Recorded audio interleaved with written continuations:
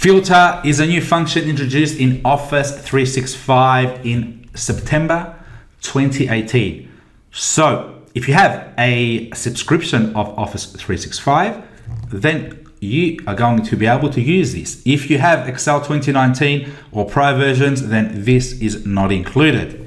So this is a great new function. It filters a table array based on a filtering condition. So you don't have to use the previous Control, Shift, and Enter to create this array formula. It is very, very easy to use. It is a modern array formula and it's going to be awesome. So let's put it in here.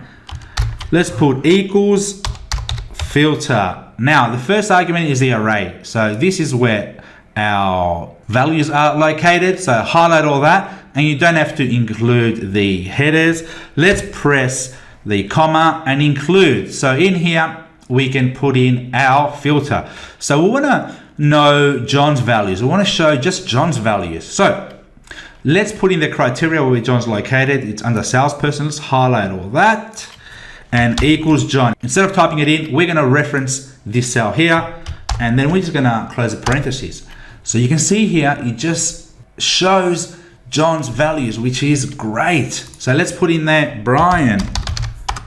There you go. So all of Brian's value are taken from all this array here and then filtered out and just shown in here.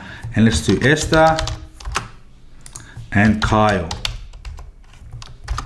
As you can see there, this is a great new function in Office 365 and it makes your analysis much easier. And also if you have some dashboards that you want to create, this is a super cool function to use. Now let's put in there another name. Let's put in there Amy.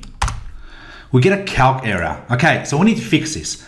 Now let's press F2 to bring our formula in there. It says if empty. So if there are no values, if you can't match anything, then what should we return? We can put anything. You can put a blank, or we can actually put in there no values. Okay, so once again, let's go back to Kyle and we can see that. Let's put in another, let's put any name like this, no values. Okay, Control Z, go back to Kyle and all of Kyle's values are shown there.